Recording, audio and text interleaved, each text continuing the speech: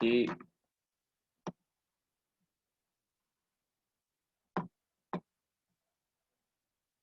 Clearly आपको समझ में आ रहा होगा।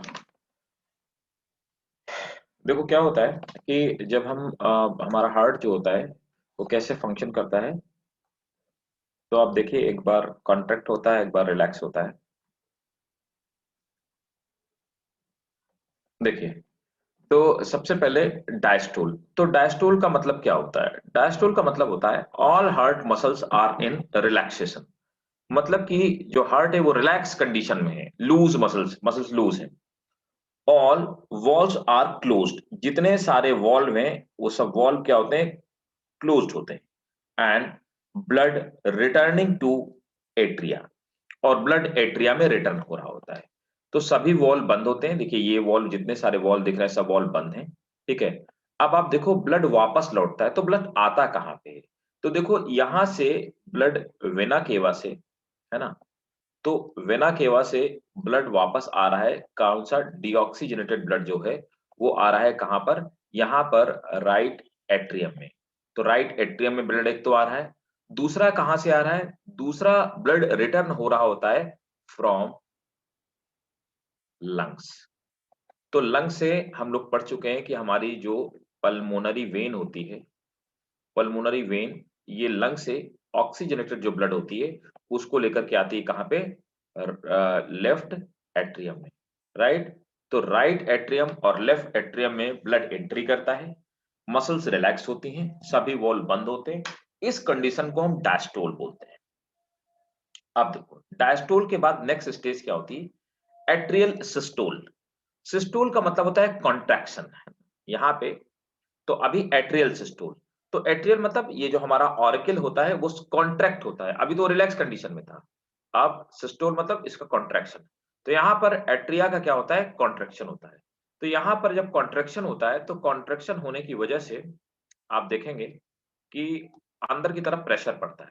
देखिए कॉन्ट्रैक्शन हो रहा है, तो कॉन्ट्रैक्शन होने की वजह से अंदर की तरफ यहाँ पे प्रेशर पड़ता है। इस प्रेशर पड़ने की वजह से जो ये क्या है? राइट एट्रियम है और ये आपका राइट वेंट्रिकल है। तो ब्लड राइट एट्रियम से राइट वेंट्रिकल में आ जाता है और इनके बीच के वॉल्व खुल जाते हैं। इसी तरह से यहाँ पर एट्रियल सिस्टोल में यहाँ पर क्या होता है? यहाँ पर भी कॉन्ट्रैक्शन होता है। कॉन्ट्रैक्शन होने की वजह से अब क्या होगा? यहाँ पे लेफ्ट एट्रियम से लेफ्ट वेंट्रिकल में ब्लड आ जाएगा और ये वाले जो वॉल्व होंगे ये भी खुल जाएंगे। तो atrial contraction. Oreo ventricular valve, है ना, एट्रियो वेंट्रिकुलर वॉल्व चाहे बोलिए चाहे ऑरियो वेंट्रिकुलर वॉल्व बोलिए, ये जो एवी वॉल्व्स होते हैं ये ओपन हो जाते हैं। ठीक है। तो AV valve open, blood to ventricles, तो ब्लड कहाँ जाता है? वेंट्रिकल में आ जाता है। अब तीसरी प्रोसेस क्या होती है? थर्ड प्रोसेस जो होती है, third process is ventricular systole. मतलब कि सिस्टोल मतलब फिर से अगेन कंट्रक्शन। पहले ऑरिकल का कंट्रक्शन हुआ, फिर इसका क्या होगा? कॉन्ट्रैक्शन होगा। अब वेंट्रिकुलर कॉन्ट्रैक्शन में क्या होगा? वेंट्रिकुलर कॉन्ट्रैक्ट, तो ये जो वेंट्रिकल्स होगा अब ये कॉन्ट्रैक्ट करेगा। देखिए यहाँ पे वेंट्रिकल कॉन्ट्रैक्ट करेगा तो ये अंदर की तरफ प्रेशर पड़ेगा। जब अंदर की तरफ प्रेशर पड़ेगा तो ये वाला वॉल्व बंद हो जाएगा। वैसे यहाँ पे कॉन्ट्रैक्शन हो रहा है और कॉन्ट्रैक्शन होने की वजह से ये वाले जो वॉल्व है ये वॉल्व बंद हो जाएंगे। अब जब ये वॉल्व बंद हो जाएंगे इसके बाद एक ये वाला वॉल्व ओपन हो जाएगा और ये जो पीछे की तरफ से गया है एओर्टा की तरफ, ये वॉल्व ओपन हो जाएगा, है ना। तो देखिए सेमी लूनर वॉल्व ओपन, तो यहाँ पर ये वॉल्व ओपन हो गया सेमी लूनर, और एक सेमी लूनर वॉल्व ये है, ये दोनों वॉल्व ओपन हो गए। यहाँ से आपको पता है कि जो ब्लड जाएगा, अब यहाँ से ब्लड निकल करके जाने वाला है कहाँ पे? लंग्स में, टू लंग्स। और कैसा ब्लड है? डीऑक्सीजनेटेड। ठीक है। ये ले जाने वाली कौन सी है? तो ले जाने वाली हमें पता है कि पल्मोनरी आर्टरी है। तो पल्मोनरी जो आर्टरी है वो ब्लड को ले जाएगी। यहाँ पर ब्लड कहाँ से जाएगा? ये ब्लड जाएगा जाकर के एओर्टा है ना। तो यहाँ पर ऑक्सीजनेटेड ब्लड टू टिश्यूज, है ना। कौन ले जाएगा? एओर्टा ले जाएगी, एओर्टा से। This is called cardiac cycle. समझ आया भाई? यस सिस्टोल और सर। डायस्टोल इसी को बोलते हैं। Yes, sir. इसका स्क्रीनशॉट ले लीजिए आप और आप इसको नोट कर लीजिएगा जरूर से घर पे, है ना। और ये साइकिल बार बार चलता रहेगा।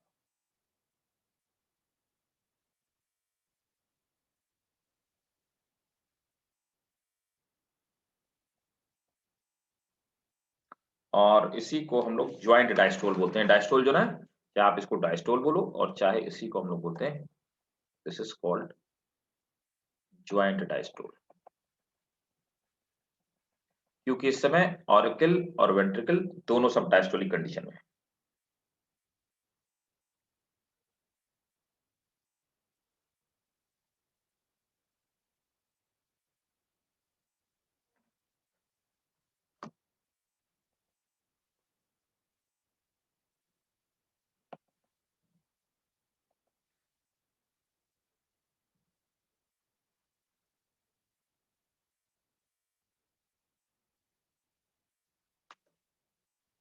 ले लिया screenshot?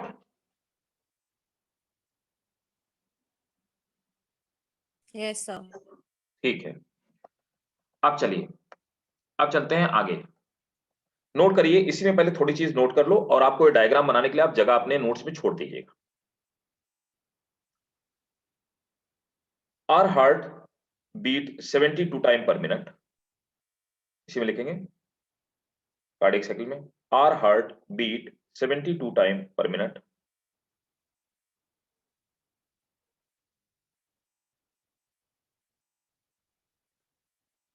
During this time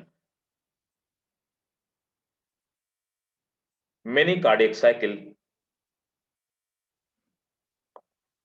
takes place.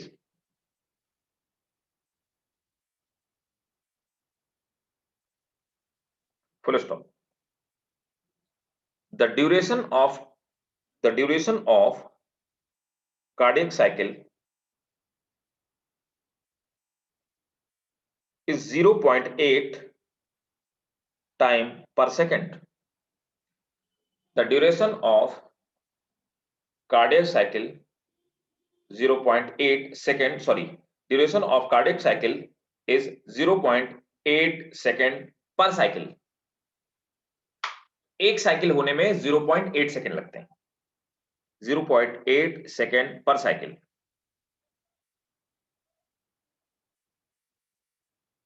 Next point, during cardiac cycle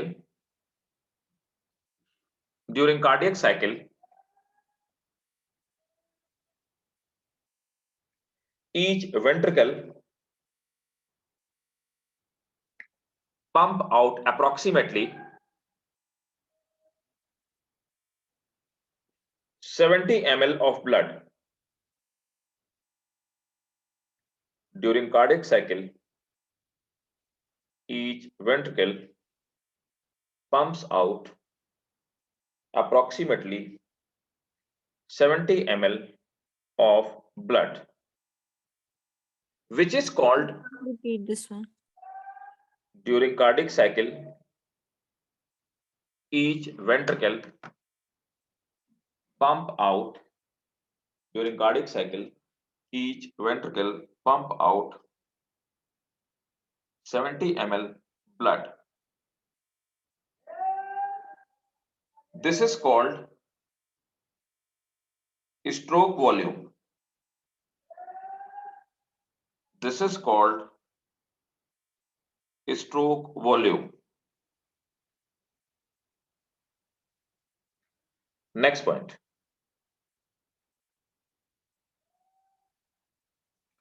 The stroke volume मतलब 70 ml multiplied by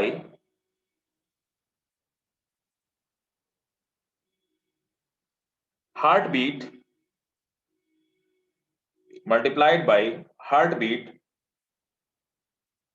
gives rise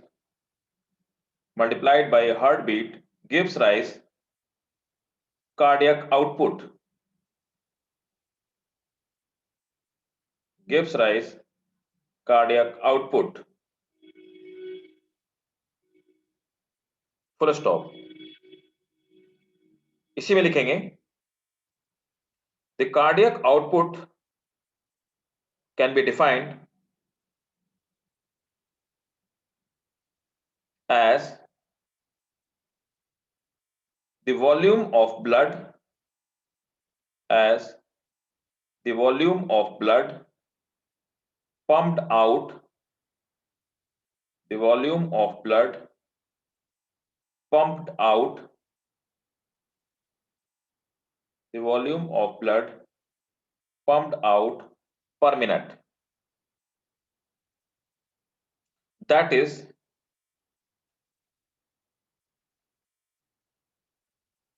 5 liter, that is 5 liter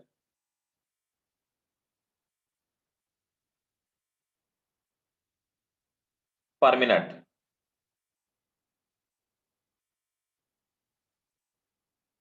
Next point. The first heart sound is lub. The first heart sound is lub. L-U-B. The first heart sound is lub. It is associated with closure of ये वाला closure of tricuspid and bicuspid valve. It is associated with closure of tricuspid and bicuspid valve. Full stop.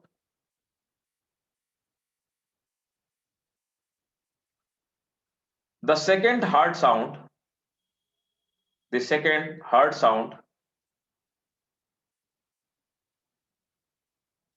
is dub. Associated with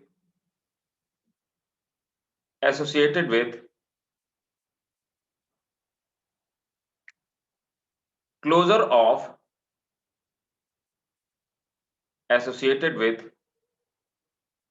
of this one, ये वाला, sorry, ये semilunar valve,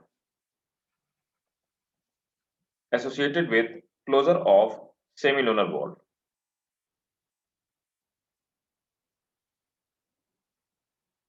ठीक है भाई?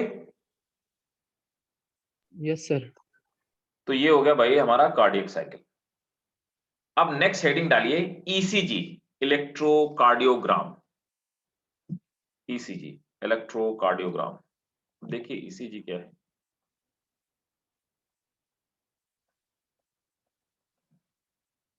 देखते हैं ईसीजी क्या होता है।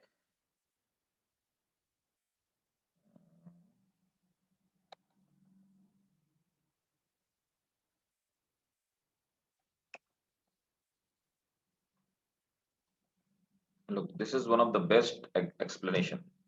तो ये हमारा ऊपर कार्डियक साइकिल है, फेजेस ऑफ कार्डियक साइकिल, और नीचे आप देखेंगे ये ईसीजी दे रखा है। तो इलेक्ट्रोकार्डियोग्राम, एक्चुअली ईसीजी क्या होता है? ईसीजी एक मशीन होती है, ठीक है। This is called electrocardiogram. Electrocardiogram, इस मशीन में आपने मूवीज में खूब देखा होगा, इस तरह से लाइन बन करके आती है। ये इसमें एक स्क्रीन होती है, उसमें ये लाइन दिखाई देती है। इस लाइन को बोलते हैं, क्या बोलते हैं इस लाइन को? इलेक्ट्रोकार्डियोग्राफ बोलते हैं। इलेक्ट्रोकार्डियोग्राम जो लाइन बनाता है, ग्राफ बनाता है, उसको इलेक्ट्रोकार्डियोग्राफ बोलते हैं। इस ग्राफ को देख करके बताया जा सकता है कि हार्ट की फंक्शनिंग कैसी। अब देखो, सबसे पहले क्या होता है, पी वेव बनती है इस ग्राफ में। इस पी वेव के बनने को हम लोग बोलते हैं एट्रियल डिपोलराइजेशन। तो एक्चुअल में एट्रियल डिपोलराइजेशन आखिर है क्या चीज? देखिए, एट्रियल डिपोलराइजेशन में क्या होता है कि हमारे एट्रियम कॉन्ट्रैक्ट होते हैं, atrial contraction, and they forces blood to ventricle, मतलब एट्रिया से ब्लड वेंट्रिकल में आ जाता है, ठीक है। इसमें पी वेव बनती है। उसके बाद एक बनता है क्यूआरएस कॉम्प्लेक्स। अब क्यूआरएस कॉम्प्लेक्स क्या है, अगले बात पे आते हैं। वेंट्रिकुलर सिस्टोल, सिस्टोल माने कॉन्ट्रैक्ट होना, तो अब वेंट्रिकल का कॉन्ट्रैक्ट होना। वेंट्रिकुलर कॉन्ट्रैक्शन पुशेस एवी वॉल क्लोज। अब क्या होता है, ये वाले वॉल क्लोज हो जाते हैं, ये वॉल यहां क्लोज हो गया, ये वॉल यहां पे क्लोज हो गया, है ना। तो इस क्लोजर के लिए ये रिस्पॉन्सिबल होता है, ठीक है? जब ये वॉल्व क्लोज हो जाते हैं, है ना? तो हम लोग इसको बोलते हैं वेंट्रिकुलर डिपोलराइजेशन। देखिए, ये देखो, वेंट्रिकुलर डिपोलराइजेशन। तो ये दोनों वॉल्व क्लोज हो गए, ये वॉल्व क्लोज हो गए, ये वॉल्व क्लोज हो गए। इसके क्लोज होने से क्यूआरएस कॉम्प्लेक्स बनता है। यहाँ पे वेंट्रिकल डिपोलराइज, यहाँ पे ऑरिकल डिपोलराइज हो रहा था, मतलब कॉन्ट्रैक्ट हो रहा था। यहाँ पे वेंट्रिकल डिपोलराइज हो रहा है, तो क्यूआरएस कॉम्प्लेक्स, ये नीट में पूछा हुआ क्वेश्चन है, तो क्यूआरएस कॉम्प्लेक्स का मतलब होता है वेंट्रिकुलर डिपोलराइजेशन। उसके बाद क्या होता है? Ventricle systole. अब वेंट्रिकल कॉन्ट्रैक्ट होता है, ठीक है? तो वेंट्रिकल के कॉन्ट्रैक्ट हो जाने की वजह से, है ना, सेमी लूनर वॉल्व ओपन, ये सेमी लूनर वॉल्व ओपन हो जाते हैं, blood is ejected, blood eject हो जाता है। अब यहां पर आप देखेंगे टी वेव का फॉर्मेशन होता है, ठीक है ना? टी वेव का यहाँ पे फॉर्मेशन होता है, ठीक? तो ये टी वेव के फॉर्मेशन में क्या होता है, ये ब्लड बाहर चला गया, ठीक है? और ब्लड यहाँ से एओर्टा से चला गया बॉडी में, और यहाँ से चला गया लंग्स में, और इसको हम वेंट्रिकुलर डिपोलराइजेशन बोलते हैं। इसके बाद फिर से सेम साइकिल रिपीट की जाती है ना? वेंट्रिकुलर डायस्टोल आ जाएगा, वेंट्रिकुलर डायस्टोल में फिर से सेमी लूनर वॉल्व क्लोज हो जाएंगे, ये जो वॉल्व अभी ओपन हुए थे यहाँ पर, ये क्लोज हो जाएंगे, है ना? क्लोज हो जाने के बाद फिर से वहां ब्लड कहाँ पे आ जाएगा? एट्रिया में ब्लड फिर से एंटर कर जाएगा।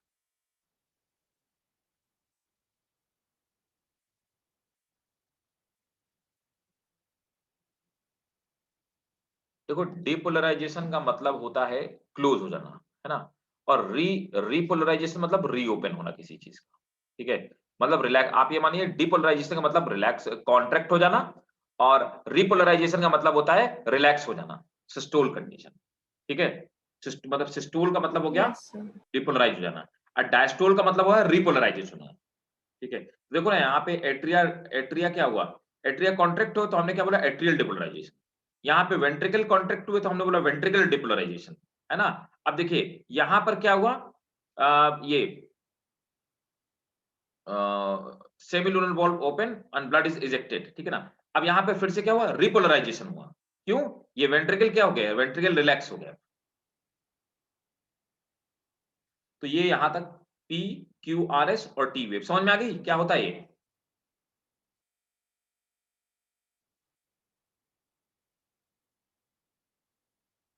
इसका भी स्क्रीनशॉट ले लीजिए। ये वेव आप याद रखिएगा, P, Q, R, S, T, इस ग्राफ का क्या मतलब होता है? ओके।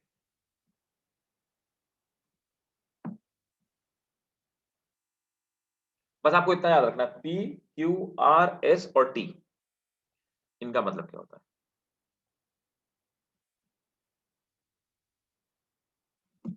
ले लिया भाई स्क्रीनशॉट?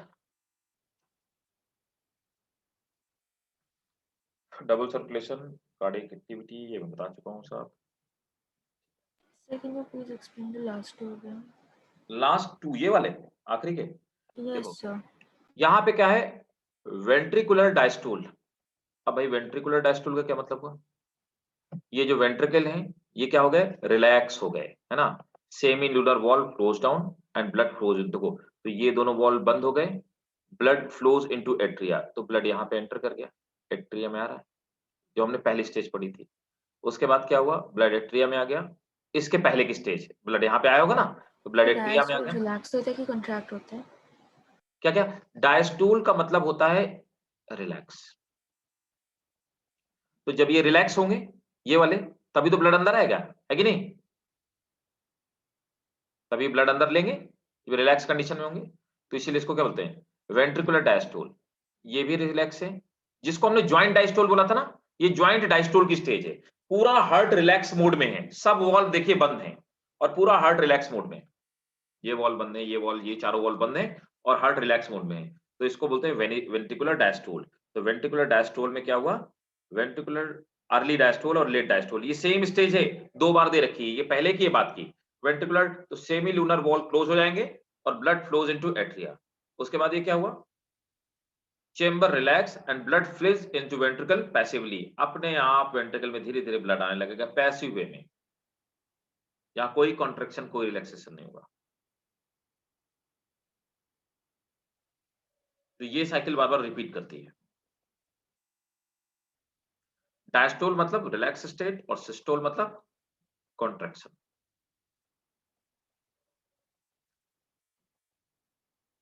हो गया भाई?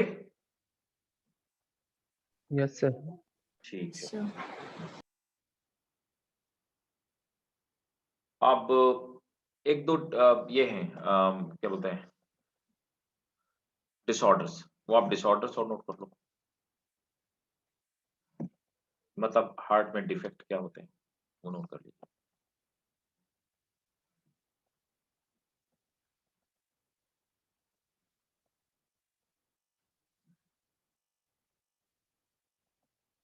देखिए, तो सबसे पहले आते हैं हाई ब्लड प्रेशर।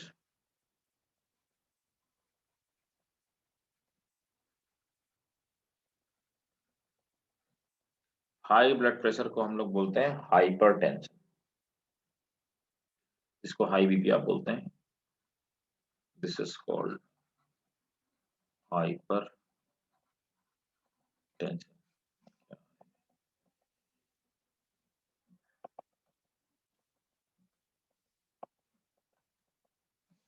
इसे हम हाइपरटेंशन कहते हैं। ठीक है, अब देखिए हाइपरटेंशन का मतलब क्या होता है।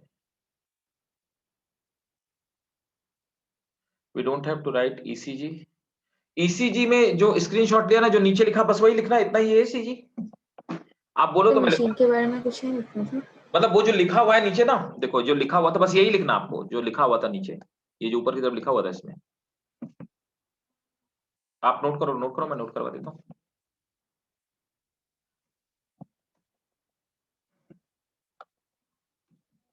ईसीजी में ये जो लिखा हुआ है ना, बस यही लिखना है, नोट कर लो, मैं लिखवा ही देता हूँ, है ना, आप नोट कर लीजिए। ECG electrocardiograph,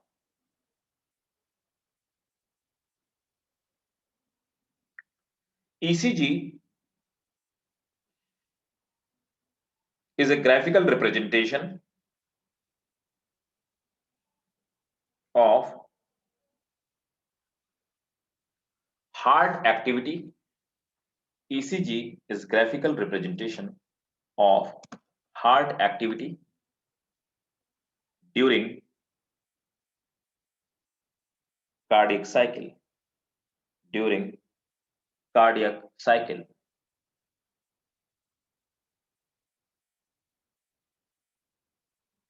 It is taken by a machine. So It is taken by a machine called electrocardiogram. It is taken by a machine called electrocardiogram.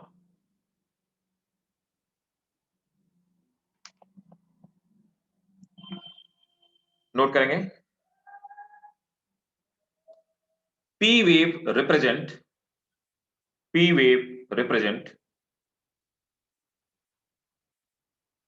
atrial depolarization. P wave represent atrial depolarization. Here the auricle contract and here sir repeat करना। P wave represent atrial, P wave represent atrial depolarization. Here the auricle contract, here the auricle contract and blood comes into ventricle. Blood comes into ventricle. ठीक है, next point.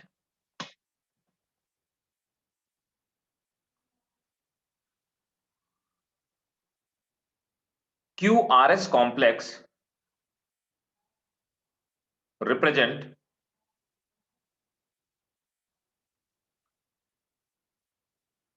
depolarization of ventricle. Represent depolarization of ventricle.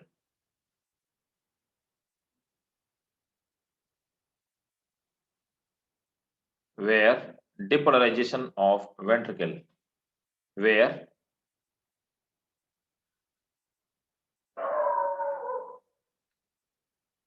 the ventricle contract,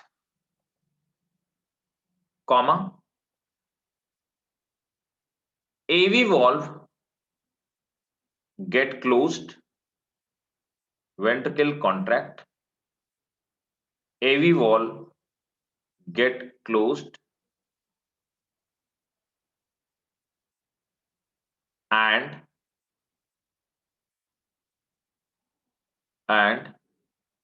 blood goes to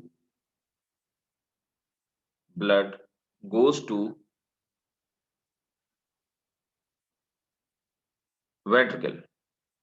Blood goes to uh, uh, out of blood goes to out of ventricle.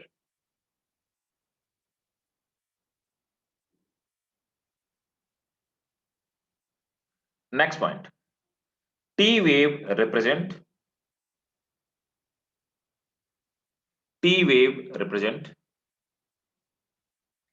ventricular repolarization.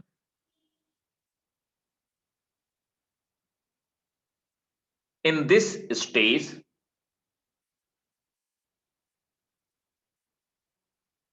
ventricle return from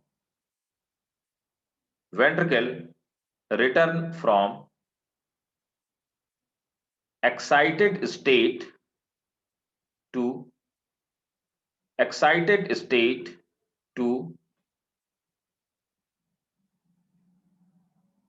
the normal state, excited state to normal state.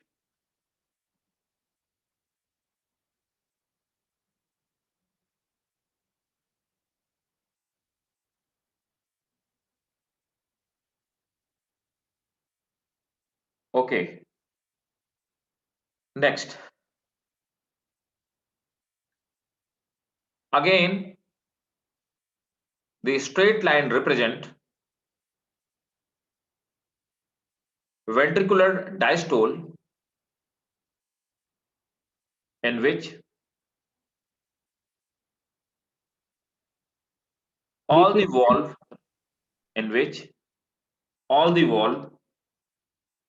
remains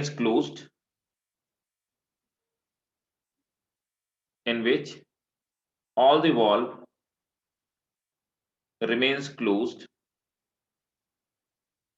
and heart remains in relaxed state.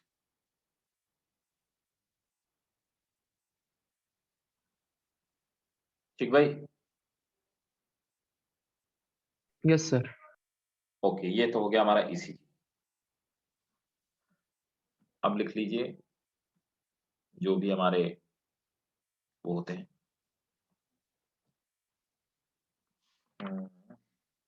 Disease लिख लीजिए, defect जो हम लोग पढ़ रहे हैं, disease बोले या डिफेक्ट बोले।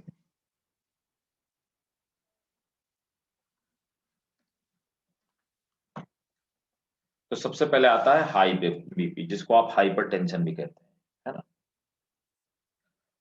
तो हाइपरटेंशन का मतलब होता है नॉर्मल हमारा जो ब्लड प्रेशर होता है, नॉर्मल ब्लड प्रेशर, तो नॉर्मल बीपी होता है हमारा 120 और 80। तो 120 mmHg जो होता है, दैट इज mmHg। तो 120 mmHg हायर वाला होता है, लोअर वाला 80 होता है, ठीक है ना। ये तो नॉर्मल होता है। तो इसको mmHg का मतलब हुआ मिलीमीटर मर्करी प्रेशर, सबको पता होगा मिलीमीटर मर्करी प्रेशर। तो प्रेशर को आप इसी में नापते हो, मिलीमीटर मर्करी प्रेशर या बार में नापते हैं, ठीक है ना। अब क्या होता है कि ये जो हमारा 80 वाला होता है ये डायस्टोलिक है, जब डायस्टोल की स्टेज में होता है ना। और ये जो हमारा 120 वाला है ये हमारा सिस्टोलिक है ना, ये सिस्टोलिक है ना। तो दैट इज सिस्टोलिक, मतलब जब हार्ट कॉन्ट्रैक्शन में होता है, ठीक है। अब अगर ये ब्लड प्रेशर किसी आदमी में 140, ये वाला 140 से प्लस हो जाए, प्लस 140 इससे ऊपर पहुंच जाए, और ये वाला 90 से अगर ऊपर चला जाए, तो हम बोलते हैं उस बंदे को हाई ब्लड प्रेशर है ना। और हाई ब्लड प्रेशर की वजह से बाकी के ऑर्गन जैसे किडनी और ब्रेन अफेक्ट हो जाते हैं, और इससे बाकी के डिजीज को बर्थ मिलती है, ठीक है। It gives birth to dystrophic disease, note कर लो। The normal blood pressure is 120 mmHg in systolic state. The normal blood pressure is 120 mmHg in systolic stage and 80 mmHg in diastolic stage and 80 mmHg in diastolic stage.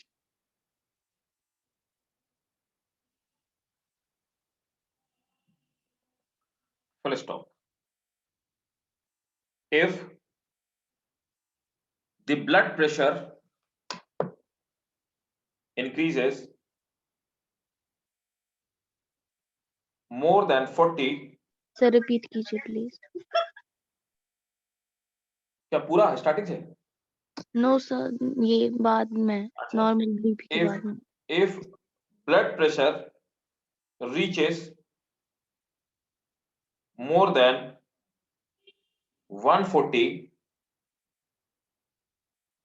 in systolic stage, more than 140 in systolic stage and more than 90 and more than 90 in diastolic stage, more than 90 in diastolic stage, it is said to be high BP. Next point. Sir, 2B. It is said to be high BP or hypertension.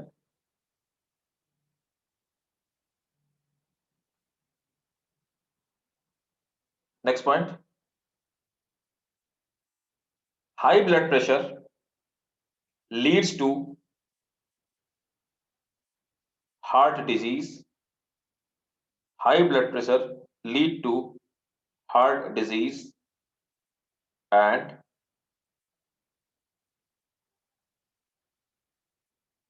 it affect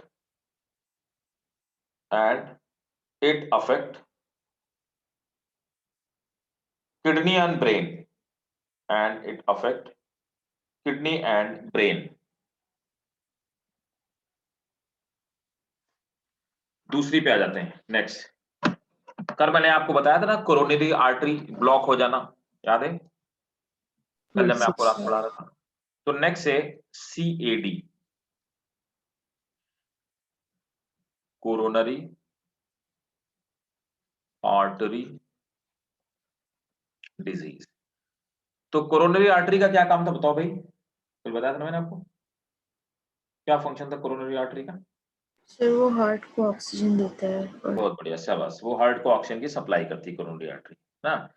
तो coronary artery, इसी को हम लोग बोलते हैं atherosclerosis.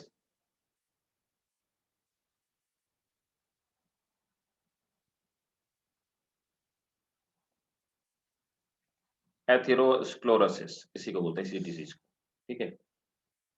अब यहाँ पर क्या होता है कि ये जो हार्ट को सप्लाई करने वाली जो हार्ट की मसल्स को जब सप्लाई करने वाली ब्लड है, इसमें क्या होता है कैल्शियम, फैट या कोलेस्ट्रॉल या फाइब्रस टिश्यूज ये डिपॉजिट हो जाते हैं, जिससे कि इसकी ल्यूमेन जो होती है ना, मतलब ये जो पासिंग होती है, ठीक है, ये जो कोरोनरी आर्टरी थी हमने पढ़ा हुआ था, ये हार्ट को सप्लाई कर रही है। इसके अंदर यहाँ पर जिसको आप ब्लॉकेज बोलते हो ना, तो ब्लॉकेज यही है। यहाँ पर क्या जमा हो जाता है, this is deposition of fat deposit हो जाता है, जैसे नॉर्मली पढ़ा होगा कोलेस्ट्रॉल है ना, तो फिर फैट डिपॉजिट हो गया, कोलेस्ट्रॉल, ठीक है ना, कैल्शियम डिपॉजिट हो गया, फाइबर डिपॉजिट हो गया है, जिससे कि इसकी ल्यूमेन नैरो हो जाती है और हार्ट को सप्लाई कम हो जाती है ऑक्सीजन की। This is called CAD. तो नोट करेंगे, in this disease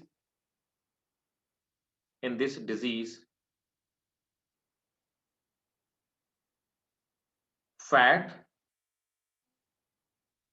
cholesterol, calcium and fiber, fat, cholesterol, calcium and fiber get deposited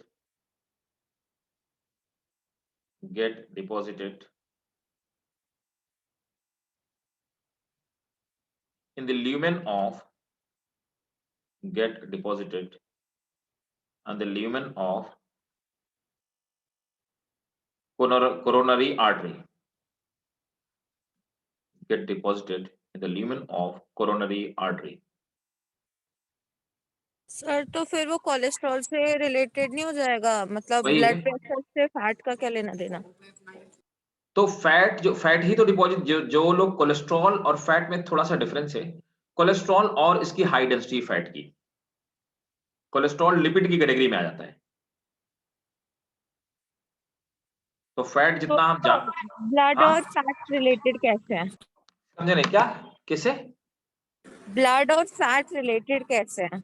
blood और फैट कैसे रिलेटेड है? हमने ब्लड प्रेशर ब्लड प्रेशर तो वही आप देखो ना, बीपी कैसे होता है भाई, सिंपल सी बात है। एक बात बताओ, आपके घर में मोटर लगी होगी पानी उठाने वाली, आप क्या करो, वो जो पाइप पानी ले जाता है, तो आप क्या करो, उस पाइप के अंदर कोई भी चीज डाल दो, तो क्या होगा, प्रेशर बढ़ जाएगा नहीं बढ़ जाएगा?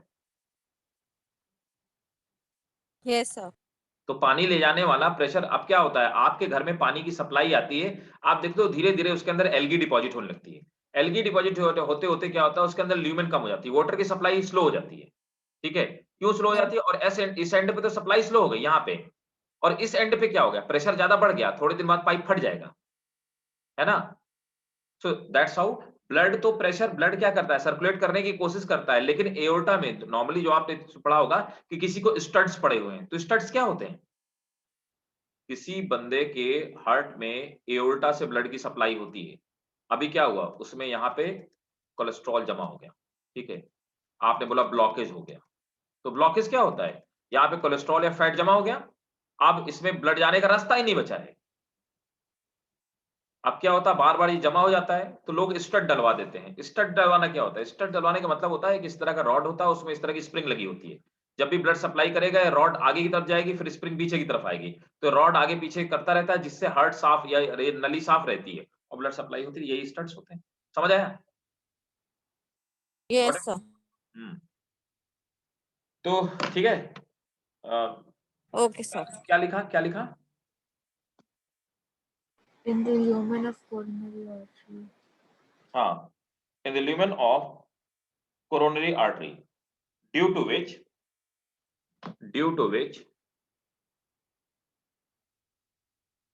the supply of due to which supply of oxygen decreases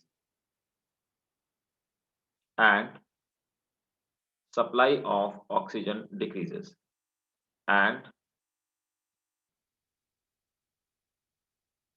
a person feel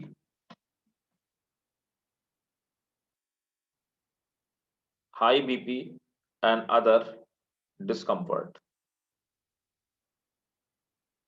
आदमी को सीने में दर्द शुरू हो जाएगा, कंधे के पास दर्द शुरू हो जाएगा, एंजिया, इसी को एंजिया भी बोलते हैं, एंजिया शुरू हो जाएगा, वगैरह वगैरह, ऐसे बहुत सारी चीजें शुरू हो जाएंगी। High BP and high BP and other defect.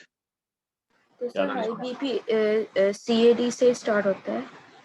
High BP के बहुत सारे रीजन हो सकते हैं, मतलब ब्लॉकेज भी हो सकता है और सीएडी भी हो सकता है, और दूसरा क्या होता है ना कि ज्यादा हार्मोन रिलीज हो रहे हैं। अब देखो ना, आदमी घबरा जाता है तो भी तो हाई बीपी हो जाता है ना, यस सर। तो वो हार्मोनल हो गया। उस समय आदमी जब घबरा गया, डर गया, तो एड्रेनलिन रिलीज हो गया, गुस्सा आ गया तो एड्रेनलिन रिलीज हो गया, वो हार्ट की रफ्तार को बढ़ा देता है। सो हाई बीपी होने के there are number of the reasons, बहुत सारे रीजंस। ठीक है, यस सर। ओके। अब नेक्स्ट देखिए, एंजिया। यूथ में ज्यादा होता है एंजिया, सॉरी एंजिना क्या बोलते हैं, एंजिना, है ना। आप नोट करेंगे, the symptom of disease is acute chest pain when enough oxygen, acute chest pain when enough oxygen is not reaching, enough oxygen is not reaching to the, when enough oxygen is not reaching to the heart.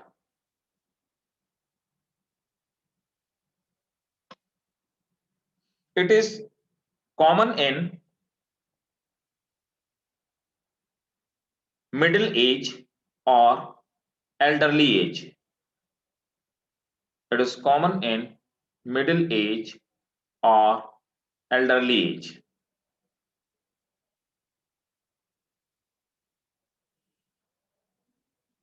ठीक है, Yes, sir. it occurs due to hindrance in blood flow. It occurs due to hindrance in blood flow. किसी भी तरह का blood flow में hindrance आ जाएगा, उसकी वजह से होता है। ठीक भाई। Yes, sir. नेक्स्ट है हार्ट फेलियर, हार्ट फेल हो जाना।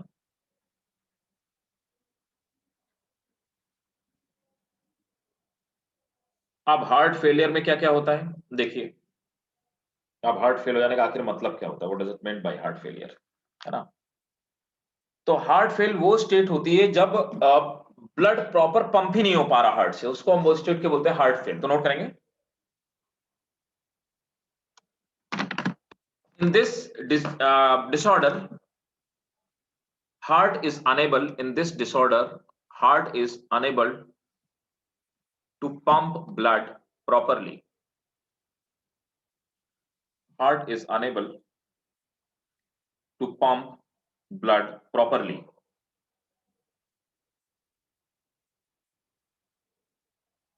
Sometime it also causes due to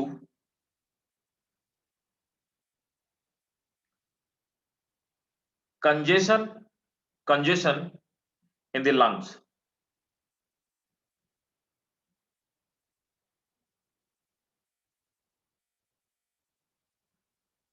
ठीक है, तो ये हो गया हार्ट फेलियर। हार्ट फेलियर का मतलब हो गया नॉट प्रॉपर सप्लाई। ठीक है, जब हार्ट प्रॉपर सप्लाई नहीं कर पा रहा उसको हम हार्ट फेल बोलते हैं, है ना। और दूसरी चीज होती है कार्डियक अरेस्ट। कार्डियक अरेस्ट का मतलब होता है कि हार्ट बीट स्टॉप, मतलब आदमी मर जाएगा, कार्डियक अरेस्ट। ठीक है, दूसरा होता है हार्ट अटैक। हार्ट अटैक में क्या होता है, हार्ट मसल गेट डैमेज। तो मतलब सबसे खतरनाक इसमें चीज है कार्डियक अरेस्ट, जिसमें आदमी मर ही जाएगा। सर मसल कैसे डैमेज होता है?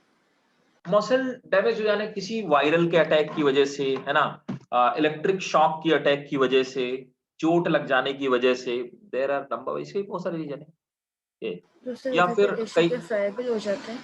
क्या क्या उधर का टिश्यू फ्राइबल हो जाता है?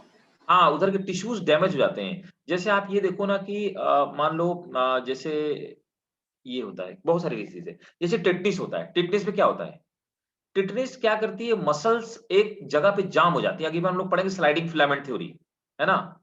तो स्लाइडिंग फिलामेंट थ्योरी में क्या, मसल स्लाइड ही नहीं होती, कॉन्ट जाम हो गई एक जगह पे, है ना। तो उस जैम होने की वजह से फिर उसमें और प्रेशर लगता है, प्रेशर लगने से जब झटके से मसल्स उठती है, मसल्स टूट जाती हैं। ठीक है। यस और सर। अभी हम लोग थोड़ी वो पढ़ेंगे ना, स्लाइडिंग फिलामेंट थ्योरी में आपको पढ़ाऊंगा, तो आपको और समझ में आएगा कि मसल्स ब्रेक कैसे हो जाती हैं।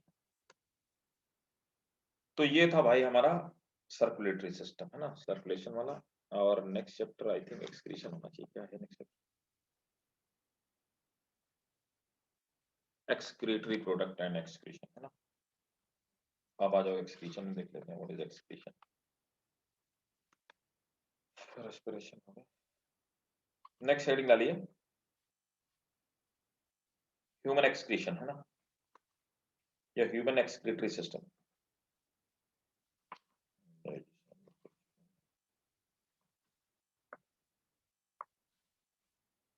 Human excretion.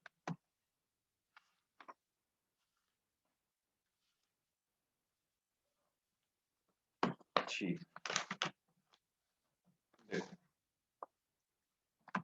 तो सबसे पहले आ जाते हैं हम लोग हाँ पाशा, न्यू चैप्टर है। एनसीईआरटी तुम लोग नहीं रखे हो क्या?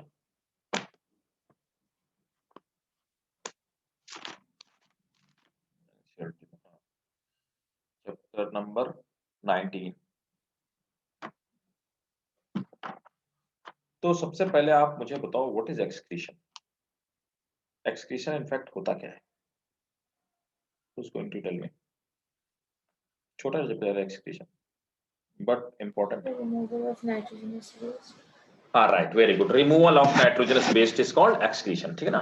तो चलिए नोट करो पहले, व्हाट इज एक्सक्रीशन, एक्सक्रीशन होता क्या है।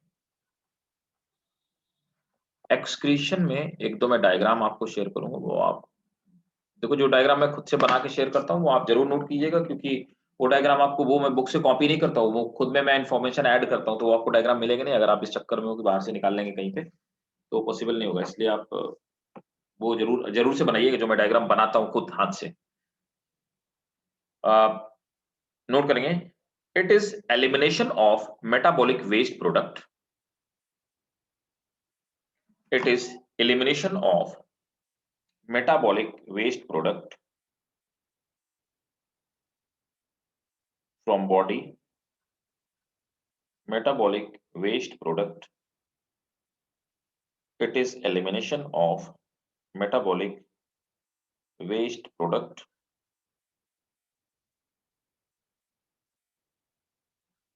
from animal body to regulate the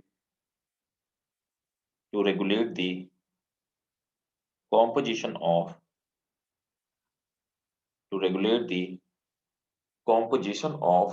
body fluid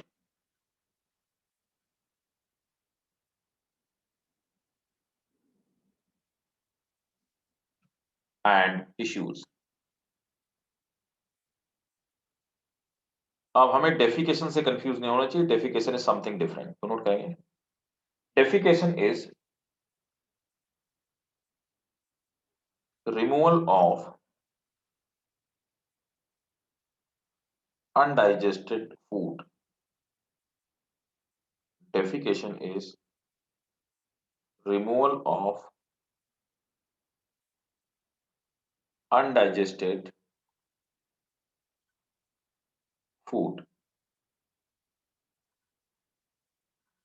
It should not be confused with excretion. It should not be confused with excretion.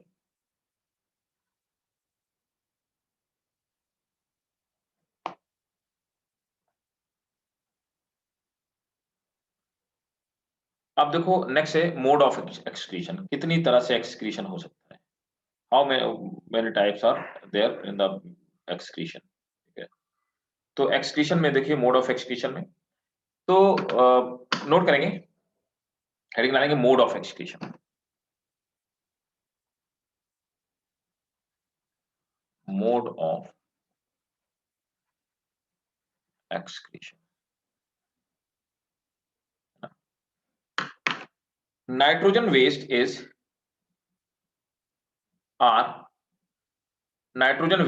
are produced during protein metabolism. Nitrogen waste are produced during protein metabolism.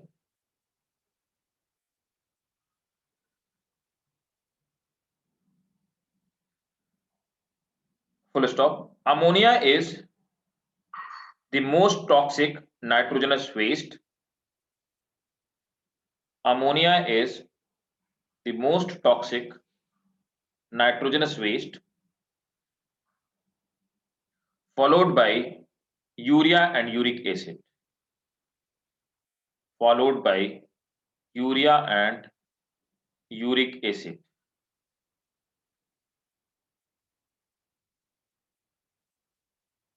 Underline करेंगे, बहुत important है। Next point, animal body can't store protein. Animal body can't store protein और amino acid. That's why it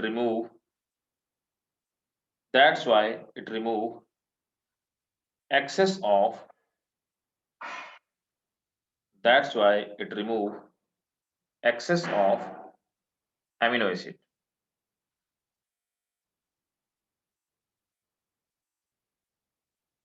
Full stop. Their amino group is removed and rest is converted. Their amino group is removed and rest is converted in the form of carbohydrate and fat. And rest is converted in the form of carbohydrate and fat. अब देखो animals को हमने excretion के basis पे कई सारे category में divide किया हुआ है ना। तो जैसे मोड ऑफ एक्सक्रीशन की बात करेंगे तो सबसे पहले आते हैं अमोनोटेलिज्म।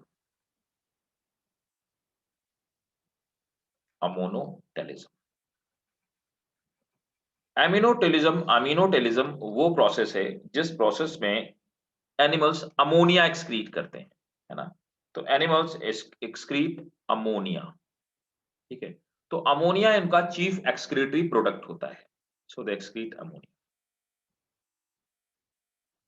अब अमीनोटेलिज्म मेनली कौन से होते हैं, अगर आपको पहचानना हो तो आप देखिएगा, जो मोस्टली एक्वेटिक जो एनिमल्स होते हैं वो अमीनोटेलिज्म, ठीक है। एग्जाम्पल अर्थवर्म, लीच, आर्थ्रोपोड्स और मोलस्कन, ये सब अमीनोटेलिज्म। फिर आता है यूरियोटेलिज्म।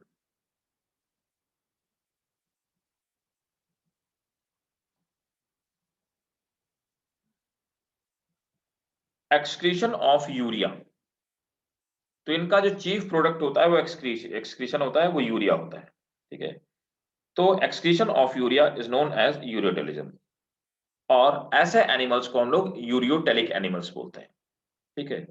अब देखो अर्थवर्म अमीनोटेलिज्म होता है जब वाटर ज्यादा होता है, और जब वाटर की कमी होती है तो अर्थवर्म यूरियोटेलिज्म भी होता है, यूरिया एक्सक्रीट करता है। तो अर्थवर्म आप देखेंगे दोनों में आ गया, इसीलिए एग्जांपल मैंने दोनों में लिखा है, इसीलिए याद रखिएगा।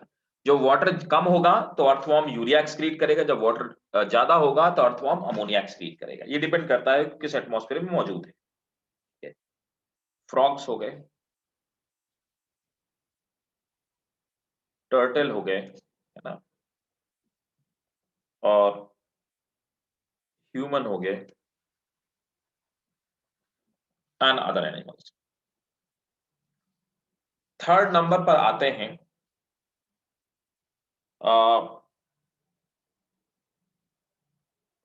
यूरिकोटेलिज्म।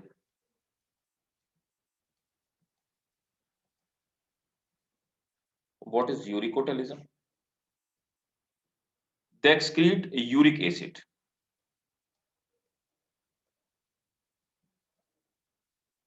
ठीक है, यूरिक एसिड कैसा होता है? ये नॉन टॉक्सिक होता है, सॉलिड फॉर्म होता है, नोट कर लो इसको। Uricotelism, the animal excrete uric acid as nitrogenous waste.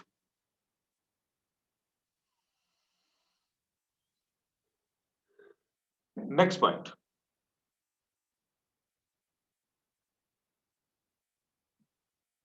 uric acid is crystalline, non-toxic. Uric acid is crystalline, non-toxic, and almost insoluble and almost insoluble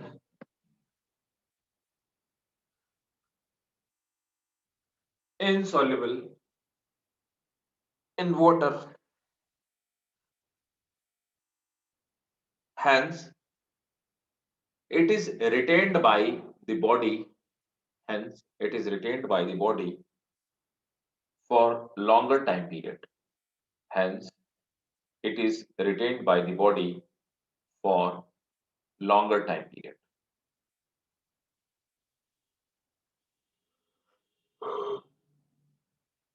अब यूरिकोटेलिक कौन से होते हैं? तो यूरिक एसिड होता है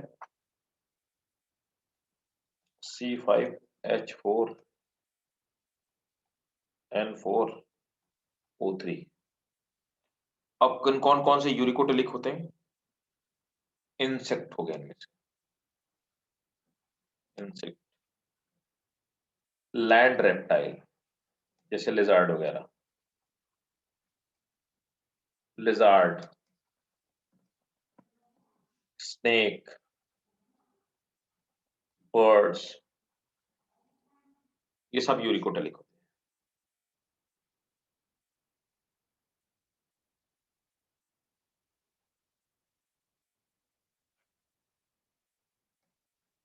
नेक्स्ट आ जाते हैं एमिनोटेलिज्म।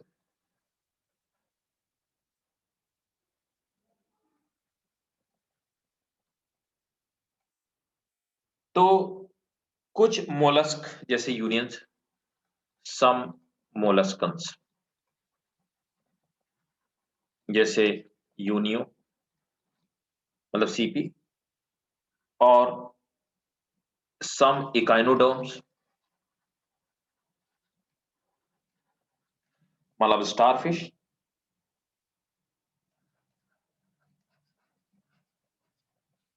ठीक है, ये क्या करते हैं? डायरेक्टली एमिनो एसिड एक्सक्रीट करते हैं। नोट करेंगे, दे excrete excess of amino acid as such. They excrete excess of amino acid as such. तो ये सीधे एमिनो एसिड ही एक्सक्रीट करते हैं। So they excrete excess of amino acid as such.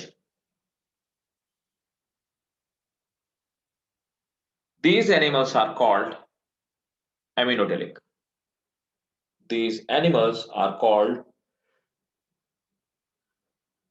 aminotelic.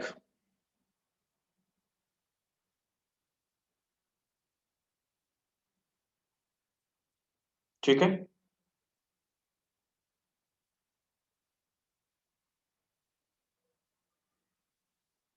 Next, one last mode of excretion, that is guanotelic. ये question भी बहुत पूछा गया। गुआनोटेलिज्म, ये क्या करते हैं? गुआनिन सीक्रेट करते हैं, गुआनिन एक्सक्रीट करते हैं बॉडी। और गुआनोटेलिक होती है स्पाइडर। नोट करेंगे, वही जो हमने बायोमोलिक्यूल में पढ़ा था ना, एडेनिन गुआनिन, वही वाला guanine. Spider excrete guanine as nitrogenous waste. Spider excrete guanine as nitrogenous waste. Hence, it is called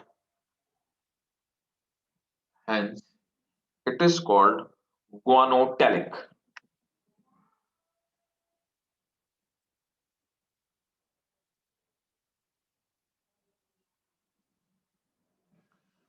ठीक है, नीचे नोट करके लिख लो। Excuse me, sir. हाँ जी, सर लेकिन वो तो डीएनए का पार्ट होता है, how can it excrete it out? नहीं, हमारी वो तो डीएनए में आया कहां से? प्रोटोप्लाज्म से आया ना। तो ग्वानिन क्या है? ग्वानिन Yes, एक तरह sir. का नाइट्रोजन कंपाउंड है, तो हम कहीं ना कहीं से तो खाते होंगे। तो हमारी बॉडी में जो एमिनो एसिड्स होते हैं Yes, एक्स्ट्रा, sir. वो पहले ग्वानिन में कन्वर्ट हो जाते हैं। तो पहले वो ग्वानिन में कन्वर्ट हो जाते हैं, उसके बाद वो बॉडी से एक्सक्रीट आउट हो जाते हैं, है ना। Okay, sir. चलिए नोट कीजिए, नोट करके, earthworm excrete ammonia,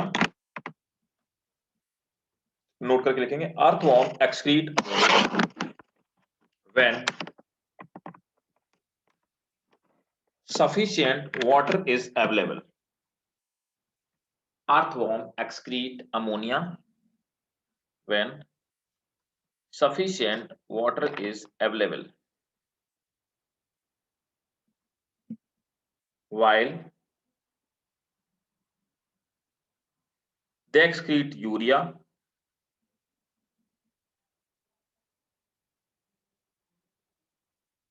in drier surrounding.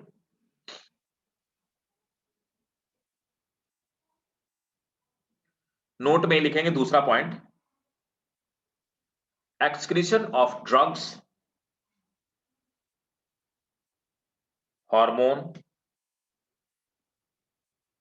and other substances, excretion of drugs, hormone and other substances takes place through liver.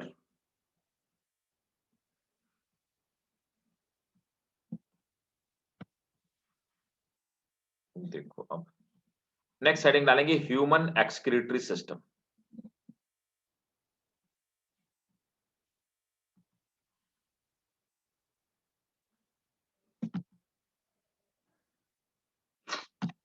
Human excretory system में अब आपको ये डायग्राम बनाना।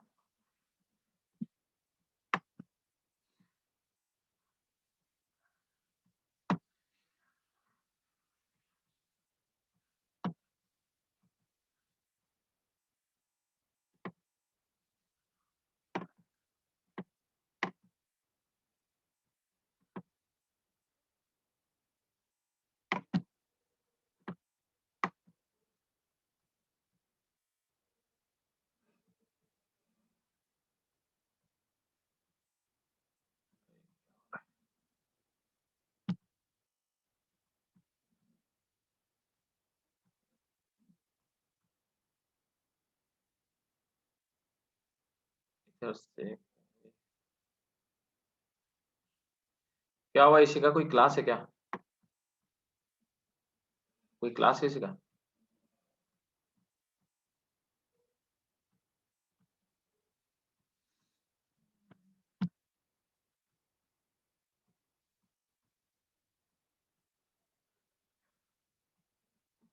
अच्छा, ओके।